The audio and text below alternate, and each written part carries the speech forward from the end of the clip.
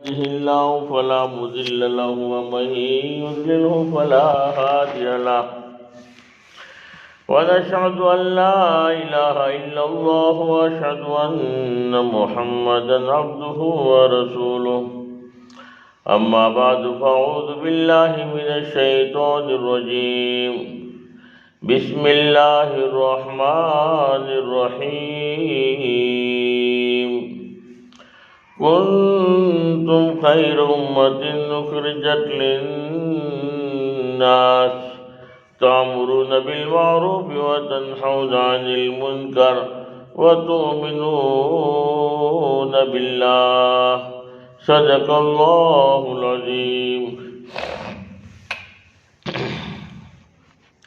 محترم، میری ماں اور بہنیں ایک مرتبہ آہستہ سے درود پاک پڑھ لیں۔ اللہم صلی علی محمد وعلی آل محمد کما صلیت علی ابراہیم وعلی آل ابراہیم انک حمید مجید۔ اللہم بارک علی محمد وعلی آل محمد کما بارکت علی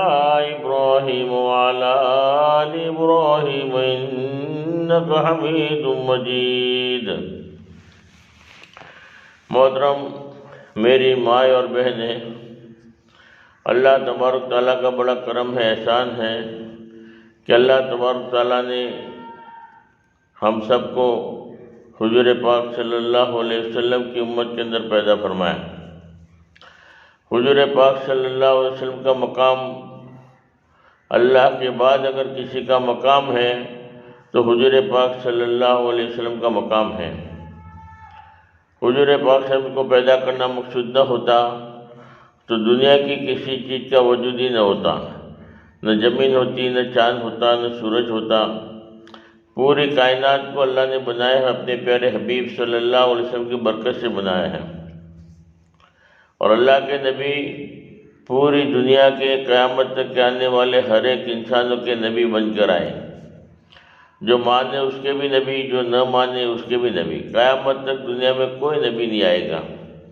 اللہ نے اپنے پیارے حبیب صلی اللہ علیہ وسلم کو آخری نبی بنا کر بھیجا اور قیامت تک کے آنے والے ہر ایک انسانوں کے لیے بنایا ہے۔ اس لیے کامیاب ہونا ہے تو اللہ کے نبی کے دامن کو پکڑنا پڑے گا، اللہ کے نبی کی اتباع کرنی پڑے گی، اللہ کے نبی والے راستے پر چلنا پڑے گا، وہی آدمی کامیاب ہو سکتا ہے۔ کامیابی کا راستہ ایک ہی ہے کہ اللہ کے نبی کے دامن کو پکڑ لے، اللہ کے نبی والے راستے پر چلے، اللہ کے نبی کی اتباع کریں۔ ہم سب نے کلمہ پڑھا ہے، لا الہ الا اللہ محمد رسول اللہ صلی اللہ علیہ وسلم۔ اس میں ہم نے اس بات کا اقرار کیا ہے کہ ہم اللہ ہی کو رب مانتے ہیں، پالنے والی ذات ایک اللہ کو مانتے ہیں، اور حضور پاک صلی اللہ علیہ وسلم کو اپنا رہبر مانتے ہیں، یعنی اللہ کا رسول مانتے ہیں، اور حضور پاک صلی اللہ علیہ وسلم کی یعنی جو بتائی ہوئی ہر زندگی کو ہم جو ہے کامیابی سمجھتے ہیں۔ اب اللہ کو رب ماننا اور اللہ اسی کو کامیاب کریں گے جس کی زندگی میں نبی کا طریقہ ہوگا۔ اس لیے اللہ نے نبی کو بھیجا کہ اللہ نے ہمیں پیدا کیا ہے، اللہ جانتے ہیں کہ ہماری کامیابی کس میں ہے۔ جو چیز جو آدمی بناتا ہے وہی جانتا ہے کہ اس میں نفع کیا ہے، نقصان کیا ہے، وہی استعمال کرنے کا طریقہ بھی بتاتا ہے۔ اگر اس طریقے کے مطابق اگر وہ چیز استعمال کی جاتی ہے تو وہ چیز نفع دیتی ہے، اور اگر وہ بتائے ہوئے طریقے کے مطابق اگر وہ چیز استعمال نہیں کریں گے تو وہ نفع کی جگہ نقصان پہنچاتی ہے۔ جیسے گاڑی بنانے والے، گاڑی کمپنی گاڑی جو بنائی ہے، اس نے گاڑی بنائی تو اس نے جو ہے طریقہ بھی بتا دیا کہ گاڑی چلاؤ گے تو یہاں پیٹرول ڈالنا ہے، یہاں پانی ڈالنا ہے، یہاں ہوا بھرنا ہے، اور یہ ایکسیلیٹر ہے، یہ بریک ہے۔ کہیں اگر تکلیف ہو، سامنے کوئی آ جائے تو بریک مارنے کا ہے، اور کھلا روڈ ہو تو جتنے ایکسیلیٹر دباؤ گے اتنی گاڑی تیز چلے گی۔ یہ پورا کا پورا قاعدہ قانون وہ گاڑی بنانے والے ہی بتاتے ہیں، اس گاڑی میں یہ سسٹم ہے، اور اسی سسٹم سے تم چلاؤ گے تو نفع دے گی، اور اس سسٹم کے علاوہ اگر اپنی مرضی سے چلاؤ گے تو چاہے لاکھوں روپے کی گاڑی ہے مگر تمہیں نقصان پہنچائے گی۔ آپ بھی گاڑی خرید کے لاتا ہے 10 لاکھ کی، اور لانے کے بعد آدمی یوں سمجھے کہ یہ جو میری گاڑی ہے، میں جیسے چاہوں استعمال کروں، میں تمہاری بات نہیں مانوں گا، تم چاہے گاڑی بنانے والے کیوں نہ ہو، مگر میں نے خرید لیا ہے، اب میری چلے گی۔ اب وہ پانی کی جگہ پیٹرول ڈالتا ہے، پیٹرول ڈالنے کی جگہ پانی ڈالتا ہے، اور جہاں بریک مارنے کی جگہ ہے وہاں ایکسیلیٹر دباتا ہے، تو بجائے فائدے کے نقصان کرے گا۔ پانی کی جگہ پیٹرول ڈالے گا، پیٹرول کی جگہ پانی ڈالے گا تو گاڑی اسٹارٹ ہی نہیں ہوگی۔ اور جب گاڑی چلاتا ہے تو جہاں ایکسیلیٹر دبانے کا ہے، جہاں خطرہ ہے، بریک مارنے کی جگہ ہے، وہاں ایکسیلیٹر دباتا ہے، اور جہاں ایکسیلیٹر دبانے کی جگہ ہے وہاں بریک لگاتا ہے، تو منزل مقصود تک گاڑی نہیں پہنچے گی، وہ فائدے کی بجائے نقصان پہنچائے گی، کیونکہ وہ اپنی مرضی سے آدمی چلا۔ اسی لیے اللہ پاک نے ہمیں پیدا کیا ہے، اللہ ہی جانتے ہیں کہ اس بندے کی کامیابی کس میں ہے اور ناکامی کس میں ہے۔ اسی طریقوں کو بتانے کے لیے اللہ نے نبیوں کو بھیجا ہے۔ دنیا میں کم و بیش 1,26,000 انبیاء کرام علیہ السلام آئے، اور سب کے اخیر میں حضور پاک صلی اللہ علیہ وسلم آئے، اور حضور پاک صلی اللہ علیہ وسلم نے پوری زندگی گزار کر بتائی اور عمل کر کے دکھائی، تاکہ عمل کرنے والوں کے لیے آسان ہو جائے۔ زندگی گزارنے کا ہر طریقہ بتایا، کھانا کیسے کھانا ہے، پینا کیسے ہے، پانی پینے کی بھی سنت بتا دیا کہ اس طریقے سے پانی پیا جائے گا تو پانی بھی تمہارے لیے نفع دے گا، اور وہ پانی جنت میں تمہیں لے جائے گا۔ اور ہر سنت کے اندر ہمارا دنیا کا بھی فائدہ ہے، اور آخرت کے اندر جنت اللہ نے بنائی ہے۔ اب دنیا کا فائدہ کیا ہے کہ ایک آدمی، ایک چھوٹے چھوٹے بچے تھے ماشاءاللہ، مدرسے میں آتے تھے، انہوں نے پانی کی سنت یاد کیا کہ پانی بیٹھ کر پینا چاہیے، پانی جو ہے دیکھ کر پینا چاہیے، پانی 3 سانس میں پینا چاہیے، یعنی موٹی موٹی سنت یاد کر لی۔ تو اسکول میں جانے کے بعد جب پانی پیتے تھے تو دیکھ کر پانی پیتے تھے، بیٹھ کر پانی پیتے تھے، تو یہ عمل میں آ گئی۔ تو غیر مسلم لڑکے بھی تھے، تو غیر مسلم لڑکوں نے پوچھا کہ یہ کیا ہے، پانی ایسے کیوں پیتے ہو؟ بولے کہ ہمارے نبی کی سنت ہے کہ پانی بیٹھ کر پینا چاہیے، پانی دیکھ کر پینا چاہیے، پانی 3 سانس میں پینا چاہیے، یہ بڑی بڑی سنتیں بتائی۔ تو غیر مسلم لڑکوں نے بھی عمل شروع کر دیا کہ چلو بھائی بیٹھ کے پئیں گے، دیکھ کر پانی پئیں گے۔ اس میں اللہ کی کوئی حکمت ہوتی ہے۔ اب اللہ پاک نے غیر مسلم جو لڑکا تھا، چھوٹا سا تھا، وہ گھر میں ایک دن رات کو سویا ہوا تھا۔ اب صبح رات کو سویا تھا تو پانی کی پیاس لگی، ممی کو کہا کہ لائٹ جلاؤ، پانی پینا ہے۔ ممی جو ہے اندھیرے میں اٹھ کر پانی لے کر آئی بیٹے کے لیے، پانی پی لے بیٹا۔ بولے اندھیرا ہے، پانی پر سب کی نیند خراب ہو جائے گی لائٹ چالو کریں گے تو تجھے پانی پینا ہے، پانی پی لے۔ کہ نہ ممی، میرا دوست جو ہے وہ کہتا ہے کہ پانی دیکھ کر پینا چاہیے، اور یہ ہماری نبی کی سنت ایسا کہتا ہے، تو میں بھی اب پانی دیکھ کر ہی پیتا ہوں، اس لیے تم لائٹ چلاؤ، میں پانی دیکھ کر ہی پیوں گا۔ اب وہ ممی نے جو ہے لائٹ جلائی تو پانی کے اندر ایک سانپ کا کڑ تھا، یعنی سانپ چھوٹا سا بچہ تھا۔ اب اس کی ممی کو بھی اللہ نے ہدایت کی دولت سے نوازا کہ واقعی تم نے اگر پانی بغیر دیکھے پیا ہوتا تو اس سانپ کا کڑ بھی جو ہے تمہارے پیٹ میں چلا جاتا اور جو ہے جان چلی جاتی۔ تو یعنی کتنی بڑی حکمت ہے ہم نہیں سمجھتے ہیں۔ وہ تو وقت پر وہ جو ہے ہدایت کا ذریعہ بنی، یعنی ایک ایک سنتوں کے اندر ہمارا کتنا بڑا فائدہ ہے ہم اندازہ نہیں لگا سکتے۔ ویسے ہی بہت سارے عمل، کھانے کی سنتیں ہیں، اور پردے کا جو اہتمام ہے، پردے کے بارے میں بھی اللہ نے ہماری عزت کو چھپا کے رکھا ہے۔ اس میں ہماری عزت اللہ پاک ہماری عزت بچاتے ہیں، اور فرمایا کہ بہت سارے گناہوں سے اللہ ہماری حفاظت کرتے ہیں، اور بہت سارے مرد بھی گناہوں سے بچ جاتے ہیں۔ وہ تو جو پردے کا اہتمام کرتے ہیں ان کو اس کی لذت محسوس ہوتی ہے کہ واقعی جب میں پردہ نہیں کرتی تھی، آوارہ اور ویسے ہی میں گھومتی تھی،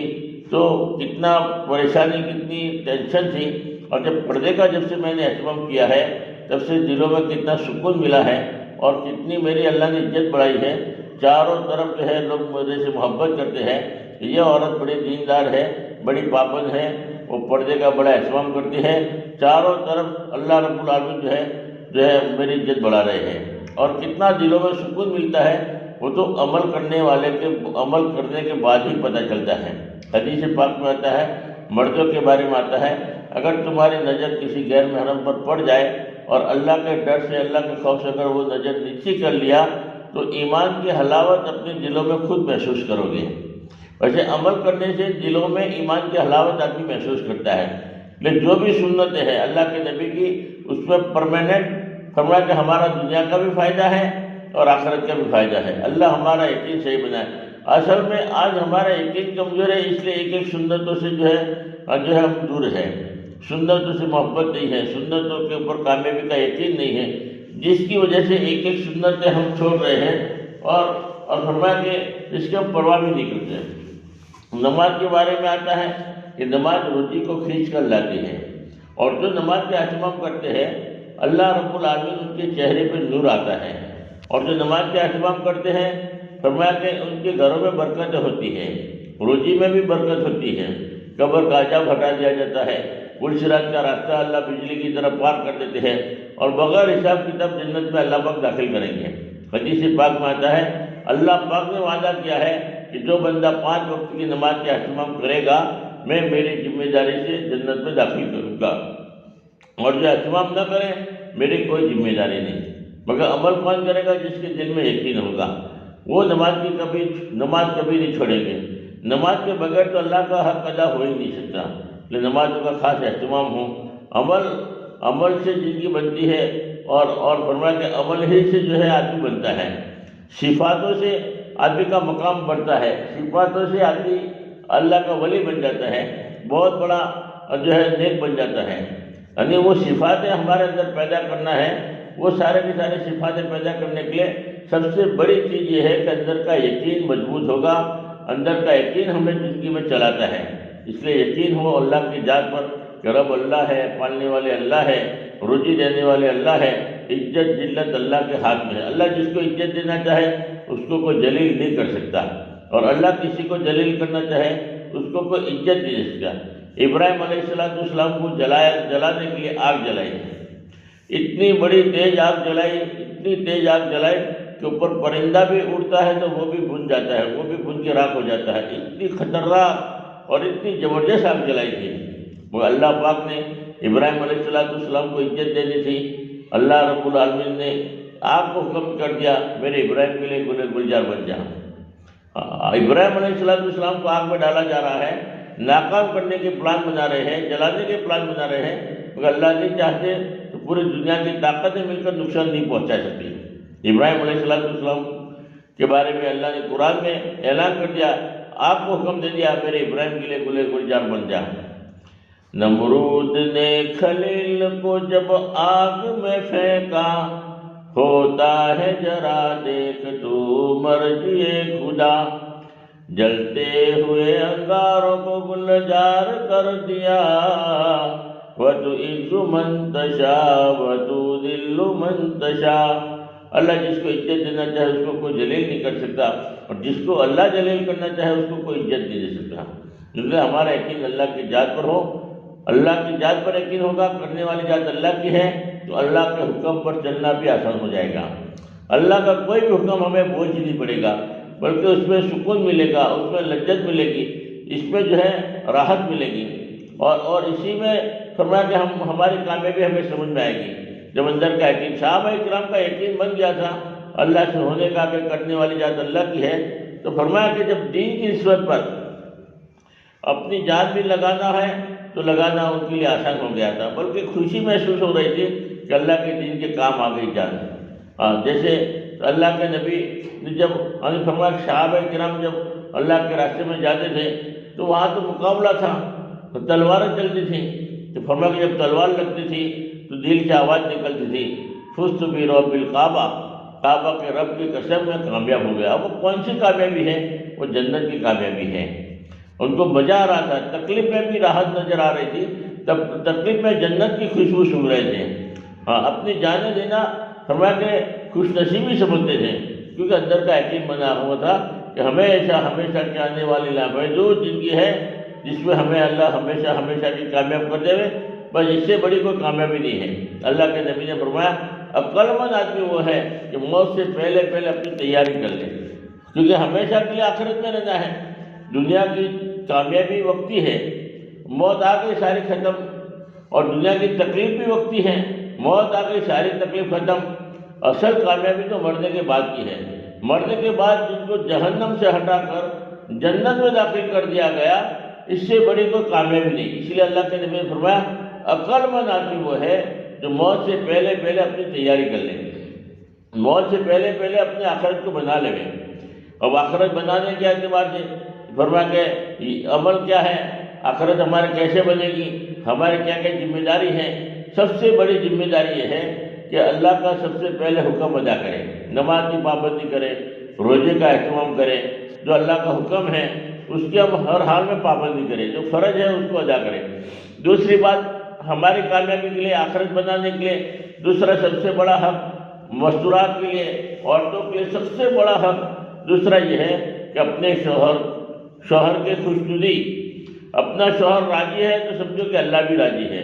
شوہر کو ناراض کیا تو سمجھو اللہ بھی ناراض ہے۔ اللہ کے نبی نے یہاں تک فرمایا اللہ کے بعد اگر کسی کا حق ہے تو عورت کے لیے شوہر کا حق ہے۔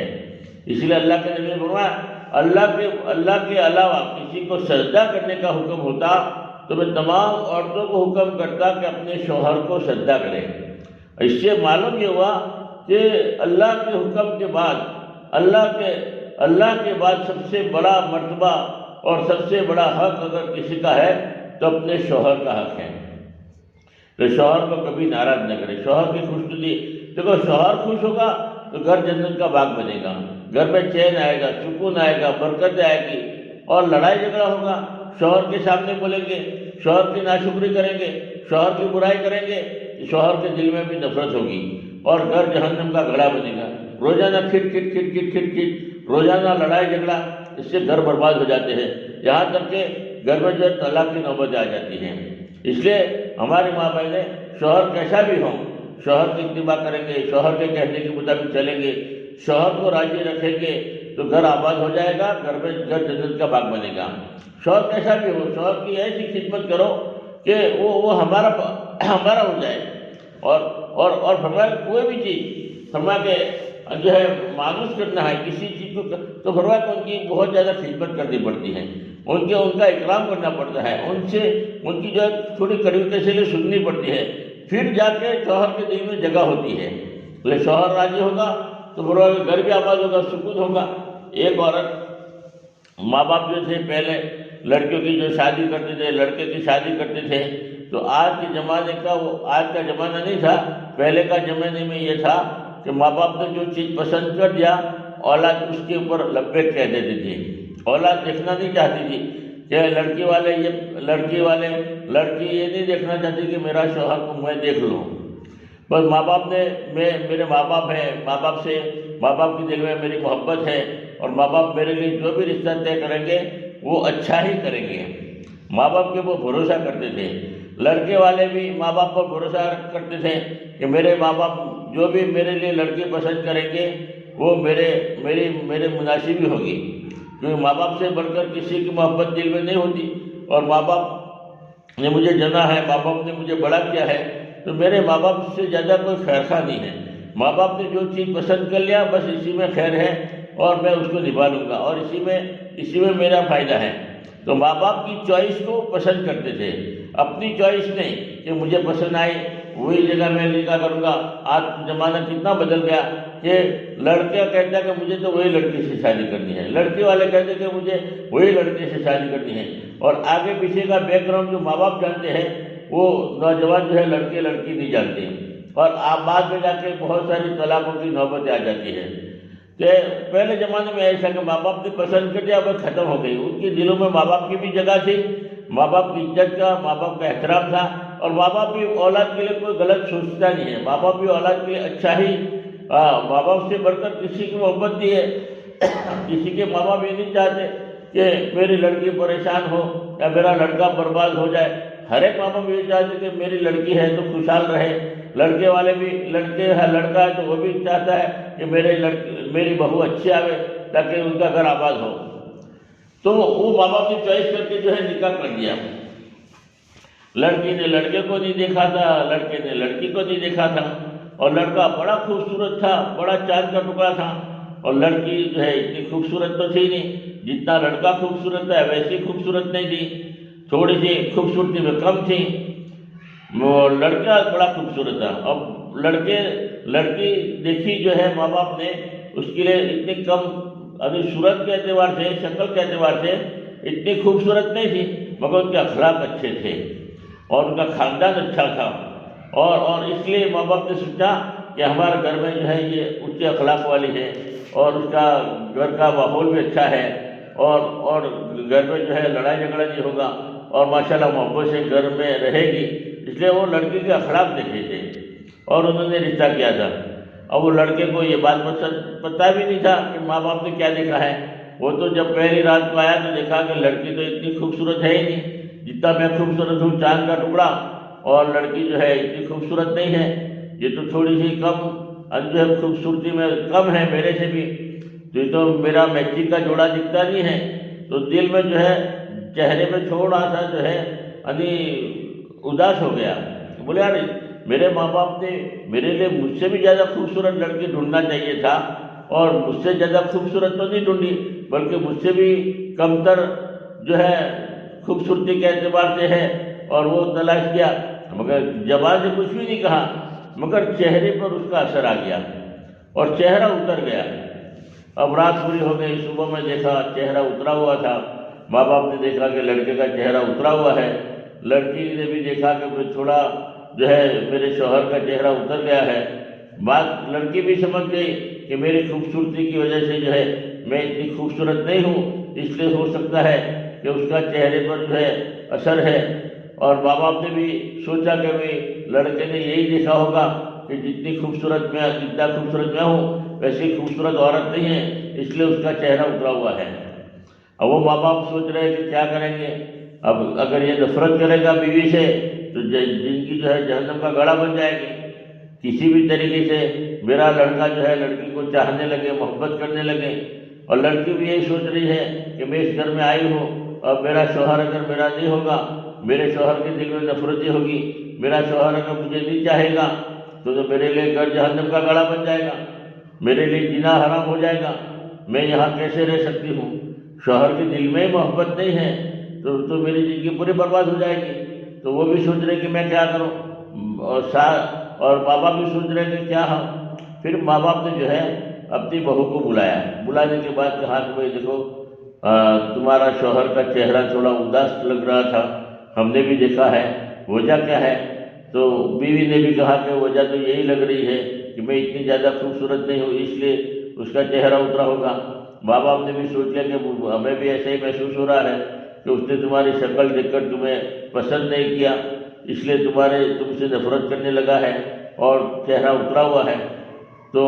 پھر بہو کو کہا، ساس تجربہ کار تھی، ساس نے بہو کو سمجھایا کہ بیٹا اگر تم یہ چاہتی ہو کہ تمہارا شوہر تم سے بہت محبت کرنے لگے، تمہیں چاہنے لگے، تمہارے بغیر رہ نہ سکے، تو اگر تم عمل کرو گے تو میں تمہیں ایک عمل بتاتی ہوں، اگر اس عمل کرو گے تو تمہارا شوہر تم سے بہت محبت کرنے لگے گا، تم سے بہت چاہنے لگے گا، تمہارے بغیر رہ نہیں سکے گا، اتنی محبت پیدا ہو جائے گی، نفرت ختم ہو جائے گی، جو چہرہ اترا ہوا ہے وہ ختم ہو جائے گا، بلکہ تم سے محبت مسکرانے والا اور تم کو دیکھ کر خوش ہونے والا بنے گا۔ تو بہو نے کہا کہ میں تو یہی چاہتی ہوں کہ شوہر مجھ سے محبت کرنے لگے، شوہر کے دل میں جگہ ہو جائے، شوہر مجھے چاہنے لگے، تم کوئی بھی عمل بتاؤ میں عمل کرنے کے لیے تیار ہوں۔ بہت ساری ماں بہنیں کہتی ہیں اگر کیسا بھی عمل کرو گے، پڑھنے کا بتاؤ، یہ بتاؤ، میں کرنے کے لیے تیار ہوں، مگر شوہر میرا ہو جائے، شوہر کو اپنے قابو میں کرنے کے لیے۔ تو یہ میں جو عمل بتاتا ہوں، اگر اس عمل کو کریں گے تو اللہ کی جانب سے امید ہے 100% تمام کے تمام شوہر جو ہے بیوی کے بن جائیں گے اور بیوی کے تابع ہو جائیں گے، بیوی کے غلام بن جائیں گے، بیوی جیسے کہے گی ویسے کرنے لگیں گے، بیوی پانی مانگے گی دودھ حاضر کریں گے، اتنی محبت اللہ پیدا کریں گے۔ تو لڑکی جاننے لگے کہ مجھے تو جلدی بتاؤ ساس، امی جان جلدی بتاؤ کون سا ایسا عمل ہے کہ جس کی وجہ سے شوہر میرے تابع ہو جائے، شوہر کے دل میں جگہ ہو جائے، شوہر کے دل میں محبت پیدا ہو جائے۔ اب کیسا بھی عمل ہوگا، تھوڑا بوجھ پڑے گا تو میں بوجھ کو برداشت کر لوں گی، مگر عمل ضرور کروں گی تاکہ میرا شوہر میرا ہو جائے۔ جب شوہر کے دل میں جگہ ہوگی، شوہر میرا ہو جائے گا، شوہر مجھ سے محبت کرنے لگے گا تو گھر میرے لیے جنت کا باغ بنے گی۔ اور شوہر کے دل میں نفرت ہے، شوہر کے دل میں جو ہے نفرت ہے تو فرمایا کہ میرے لیے گھر جہنم کا گڑھا بنے گی، میرا جینا مشکل ہو جائے گا۔ اس لیے آپ جو بھی عمل بتاؤ میں کرنے کے لیے تیار ہوں۔ نہیں نہیں دلہن جی، اس نے ساس کو کہا کہ تم بتاؤ، تو ساس نے جو ہے 4 عمل بتائے، 4 عمل ایسے بتائے، اگر ہماری ماں بہنیں بھی اگر یہ 4 عمل کرے گی تو اللہ کی ذات سے امید ہے کہ ایسا بھی بدمزاج شوہر ہوگا، کتنی بھی نفرت کرتا ہوگا ہمارا شوہر، اللہ کی ذات سے امید ہے کہ وہی شوہر ہم سے محبت کرنے لگے گا، ہمارے بغیر رہ نہیں سکے گا۔ جو آج بات میں لڑائی جھگڑا کرتا ہے وہ سارے کے سارے لڑائی جھگڑے ختم ہو جائیں گے۔ تو ساس کو کہا کہ تم جلدی بتاؤ کون سا عمل ہے، تو ساس نے کہا کہ پہلا عمل یہ ہے کہ جب بھی تمہارا شوہر گھر پر آئے مسکرا کر سامنے آنا، ہنستے چہرے سے آنا، کبھی چہرہ بگڑا ہوا نہ ہو، کبھی لٹکا ہوا چہرہ نہ ہو، بلکہ جب بھی شوہر گھر پر آوے ہنستے چہرے سے سامنے آنا۔ ان کا شکل جب دیکھو تو تمہارا چہرہ ہنستا ہونا چاہیے، مسکرا کر سامنے آنا، ہنستا چہرہ ہو تو وہ شوہر کے دل میں تمہاری جگہ ہو جائے گی۔ جب بھی شوہر کو دیکھو ہنستے چہرے سے آنا، خوش مزاجی کے ساتھ، پہلا کام تو یہ کرنا ہے۔ دوسرا کام کیا کرنا ہے کہ شوہر آوے ہنستے چہرے سے، تم نے بلایا، آوکار دیا، محبت سے ملے، بلایا، اس کے بعد جو ہے اس کو بٹھا کر اس کو ٹھنڈا پانی پلانا۔ دوسرا کام پانی پلانا، بہت آسان کام ہے، مگر انشاءاللہ یہ عمل کرنے سے اللہ کی ذات سے امید ہے شوہر کے دل میں جگہ ہو جائے گی۔ 2 کام تو ہو گئے، پہلا کام مسکرا کر سامنے آنا ہے، اور دوسرا کام یہ ہے کہ جو ہے کہنے کا مطلب جو ہے پانی پلانا۔ 2 کام ہو گئے۔ اس کے بعد تیسرا کام یہ ہے، تیسرا کام کہ جو وہ کھانے کے لیے جب بیٹھے تو اس کو گرم گرم کھانا کھلانا۔ جیسے سالن بنا ہوا ہوتا ہے، شوہر گھر پر آئے تو ٹھنڈا ہو جاتا ہے، تھوڑا گیس چلاؤ اور اس کو گرم کر دو، اور روٹی بھی اگر ٹھنڈی ہے تو گرم کر دو، یا تو روٹی کا آٹا گوندھ کے تیار رکھو، جب آوے تب تازی روٹی بنا کے کھلاؤ۔ یہ 3 کام، شوہر کو گرم گرم کھانا کھلاؤ،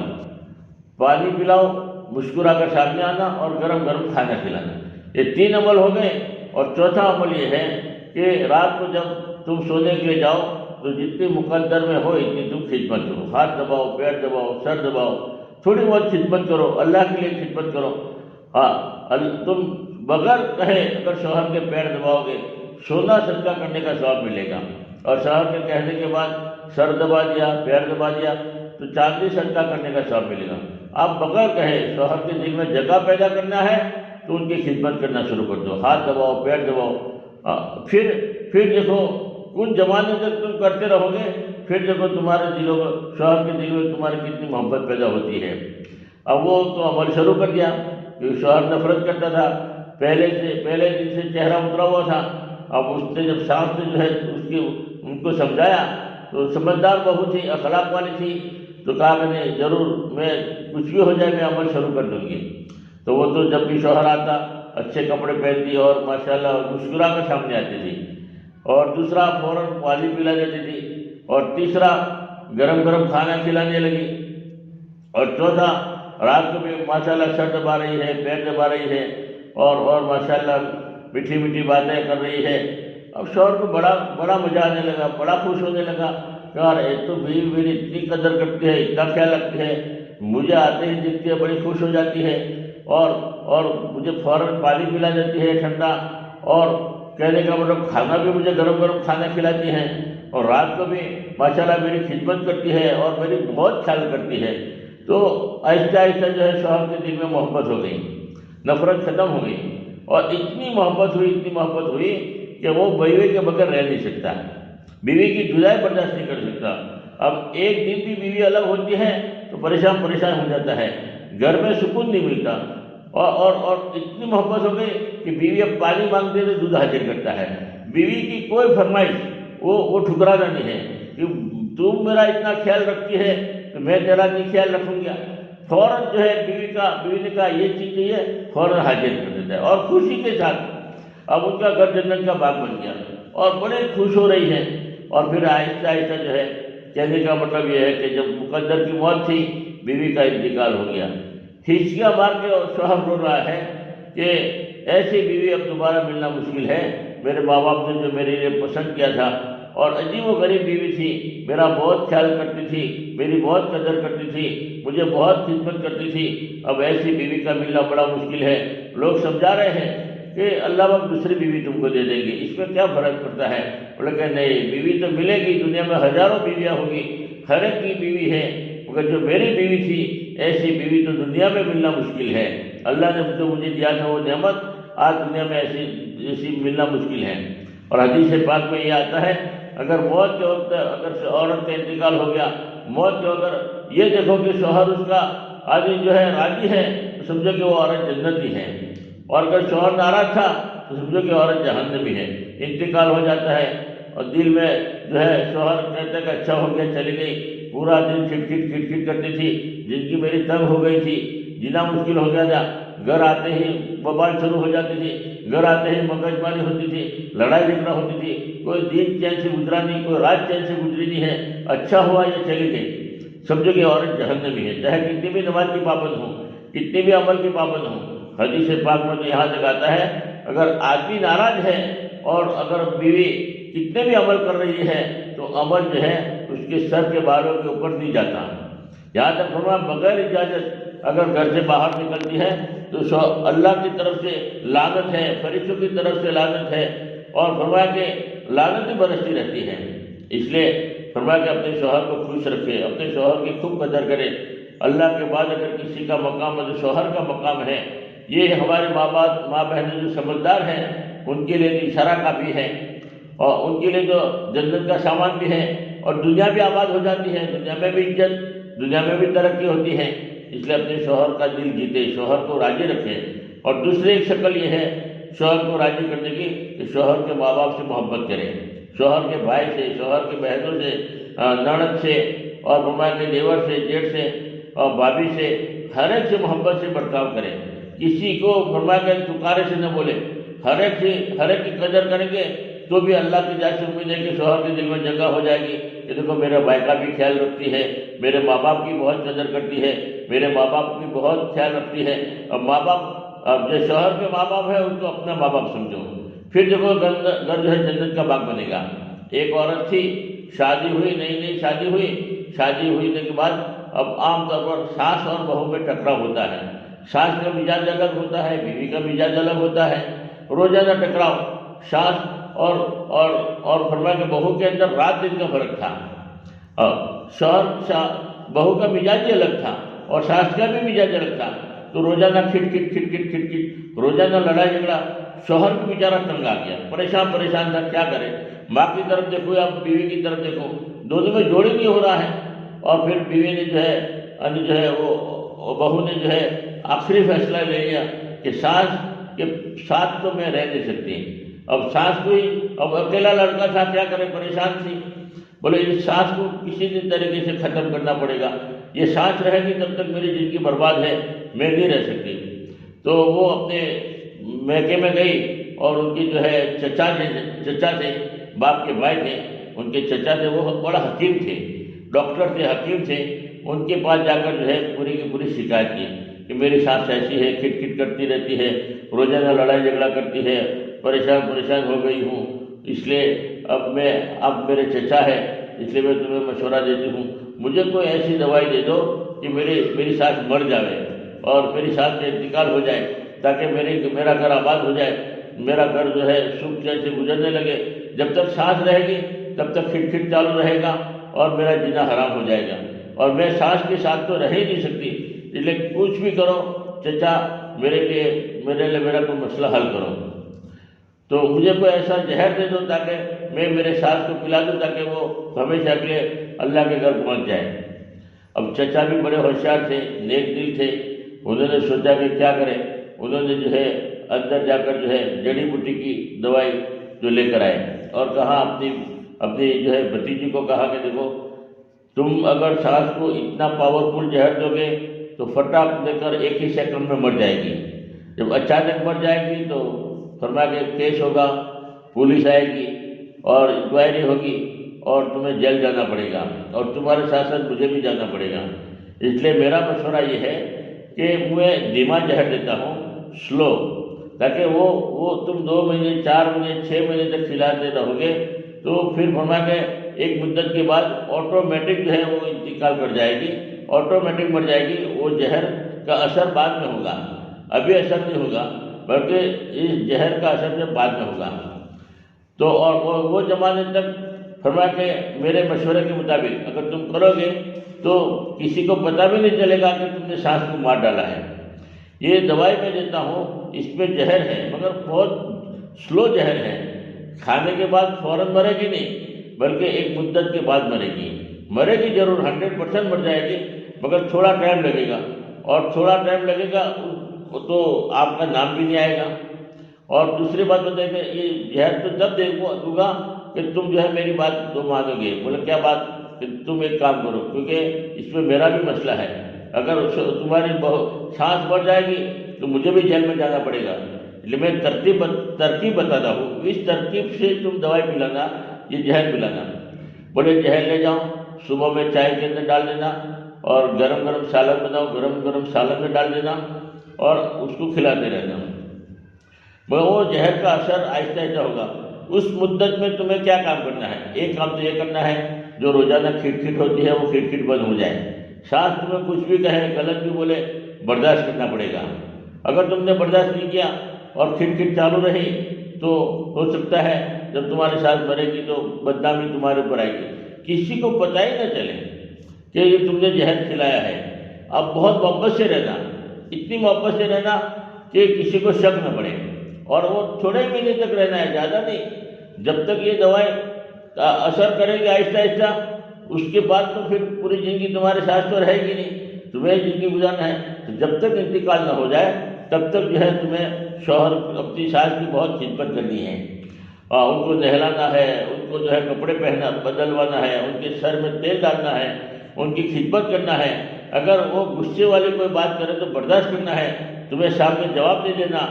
اور ان کو نئے کپڑے پہنانا ہے، اور پانی مانگے تو دودھ حاضر کرنا ہے، بہت اکرام کرنا، بہت، تاکہ شک پیدا نہ ہو۔ اگر یہ کام کرنے کے لیے تیار ہو تو یہ میں دوائی دیتی ہوں۔ تو بولے کہ بہت اچھا ہے، میں بھی بدنام نہیں ہوگی۔ اور اس نے جو ہے وہ جڑی بوٹی کی جو ہے وہ دوائی دیا، دوائی لے کر جو ہے وہ گئی، اور دل میں خوش ہو رہی ہے کہ اب تو ہمیشہ کے لیے، تھوڑے دنوں کے لیے، تھوڑے ٹائم کے بعد یہ تو ہمیشہ کے لیے ساتھ چلی جائے گی۔ اب وہ جو حکیم صاحب نے بتایا اس کے مطابق شوہر کی اپنی ساس کی خدمت کرنے لگی۔ ساس بولتی ہے، پہلے تو منہ چڑھا کے بات کرتی تھی، لڑائی جھگڑا کرتی تھی، اب لڑائی جھگڑا پہلے ختم کر دیا۔ ساس کہہ رہی ہے، خاموش ہو جاتی ہے، سامنے جواب نہیں دیتی، اور جیسے ساس نے کہا ویسا کام کرنے لگی۔ اب اور ساس کی خدمت بھی کرنے لگی، ساس کی جو ہے کنگھی کرنے لگی، تیل لگانے لگی، نہلا رہی ہے، نئے کپڑے پہناتی ہیں، اور بہت جو ہے ساس کی خدمت کرتے کرتے ساس بہت خوش ہو گئی۔ اب آپس میں لڑائی جھگڑے کھٹ کھٹ بند ہو گئی۔ اب تو ماشاءاللہ ساس جو ہے اپنے مہمانوں کے سامنے اور جو ملنے جلنے والوں کے سامنے اپنی بہو کی بہت تعریف کرتی ہے، اتنی تعریف کرتی ہے کہ ایسی بہو کا ملنا مشکل ہے۔ پوری دنیا میں ایسی بہو تم نے دیکھی نہیں ہوگی۔ اللہ نے جو ہمیں بہو دیا ہے بہت میرا خیال کرتی ہے، بہت قدر کرتی ہے، اور فرما کے میں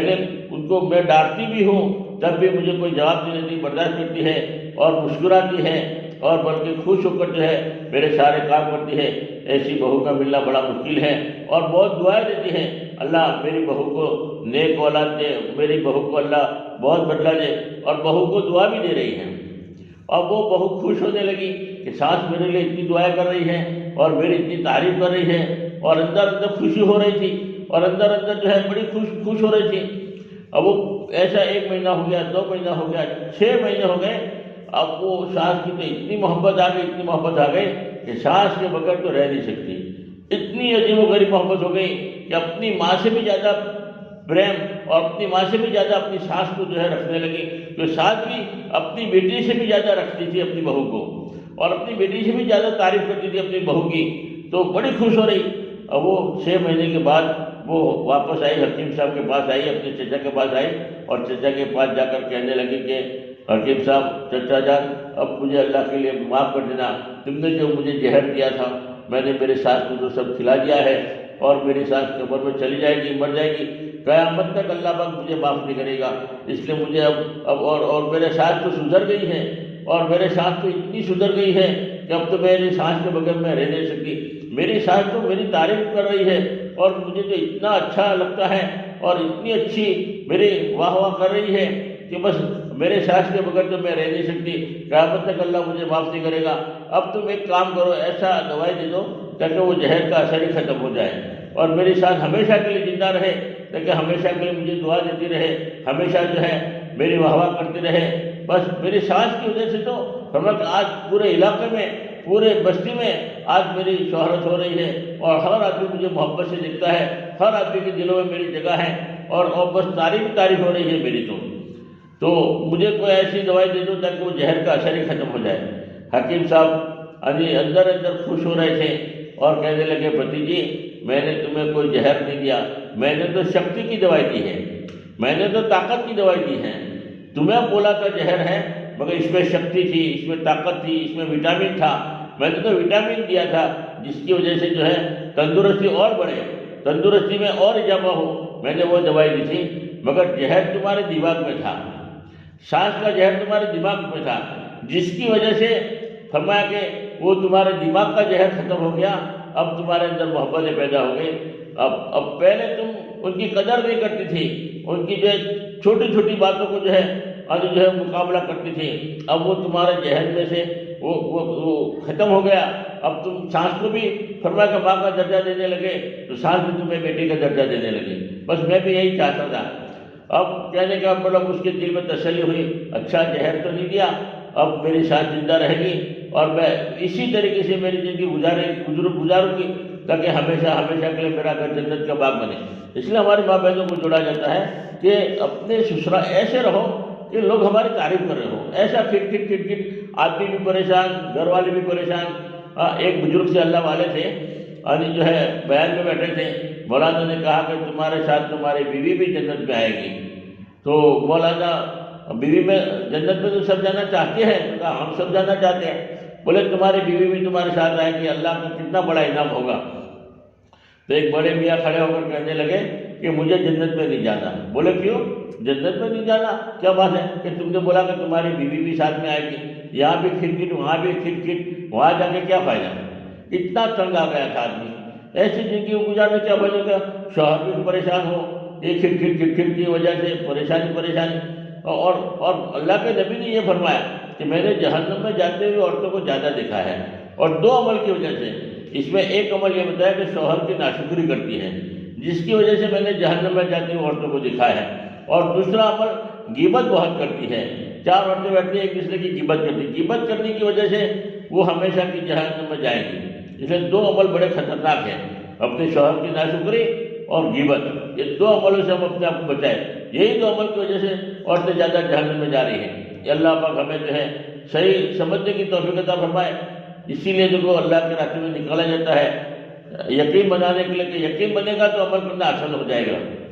اس لیے ہر گھر کا دینی ماحول بن جائے، اس کے چند اعمال ہیں جس کی ہم پابندی کریں گے تو عمل کرنا آسان ہو جائے۔ سب سے پہلا عمل ہمارے بزرگوں کی طرف سے یہ کہا جاتا ہے کہ ہر گھر میں فضائل اعمال کی تعلیم ہو 6 صفاتوں کے مجاگر کے ساتھ۔ سب سے پہلا بنیادی کام ہے گھر کا دینی ماحول بنانا ہے، تو ہر گھر میں فضائل اعمال کی تعلیم شروع ہو جائے اور 6 نمبروں کے مجاگر کے ساتھ ہوں۔ دوسرا عمل فرمایا کہ یہ ہے کہ اپنے بچوں کو دیندار بنائیں، بچوں کو دینی تربیت دیں، بچوں کو مدرسے میں بتائیں، مدرسے میں بھیجیں، جو اسکول میں بھیجتے ہیں اسی اہتمام کے ساتھ مدرسے میں بھی بھیجیں، تیار کر کے بھیجیں اور کپڑے اچھے پہنا کر بھیجیں تاکہ علم اچھا حاصل کر سکیں، بچوں کو دینی ذہن بنائیں۔ ماں سب سے پہلا مدرسہ ہے بچے کا، ماں کی زبان پر اللہ کا ذکر ہوگا، بچہ بھی ذکر کرنے والا بنے گا، ماں نماز پڑھے گی تو بچہ بھی نماز پڑھنے والا بنے گا، جب ماں بہنوں میں دین آئے گا تو اولاد میں دین آئے گا۔ اور اپنی اولادوں کو دیندار بناؤ۔ حدیث میں آتا ہے اگر کسی ماں باپ نے اپنی اولاد کو حافظ قرآن بنا لیا تو کل قیامت دن اللہ ان کے اتنے اعزاز اکرام کریں گے اور ایسا تاج پہنایا جائے گا کہ جس کی وجہ سے سورج کی روشنی بھی کم ہو جائے گی۔ اس لیے اپنی اولادوں کو دیندار بناؤ، اللہ چاہے گا تو حافظ بناؤ، عالم بناؤ، دین کا داعی بناؤ تاکہ ہماری قبر کا مسئلہ آسان ہو جائے، ہمارے آخرت ہماری سنور جائے۔ یا ڈاکٹر بناؤ، انجینئر بناؤ، بڑے ہونے کے بعد ان کو 4 بجے ضرور لگواؤ تاکہ دین کا علم آ جائے، دیندار بنے۔ دیندار بناؤ گے تو فرمایا کہ بڑھاپے کے اندر ہمارا سہارا بنے گا اور وہی دین کا کام کرے گا تو ہمیں بھی پورا کا پورا ثواب ملے گا، اور دیندار نہیں بنایا اور وہ اولاد گناہ کرے گی، ماں باپ کو قبر میں بھگتنا پڑے گا۔ دوسری بات، اپنی بچوں کو جو ہے دیندار بناوے، مدرسے میں بھیجیں۔ اور تیسری بات، اللہ کے راستے میں ہم نکلیں اپنے محرم کے ساتھ، 3 دن اللہ کے راستے میں لگاوے۔ 2 مرتبہ 3 دن لگ گئے ہو تو 10 دن اللہ کے راستے میں نکلیں۔ 10 دن لگ گئے پھر 40 دن کے لیے ارادہ کریں، 40 دن لگ گئے پھر بیروت میں اللہ لے جائے گا، اس لیے اپنے محرم کے ساتھ اپنی ترتیب بنائیں۔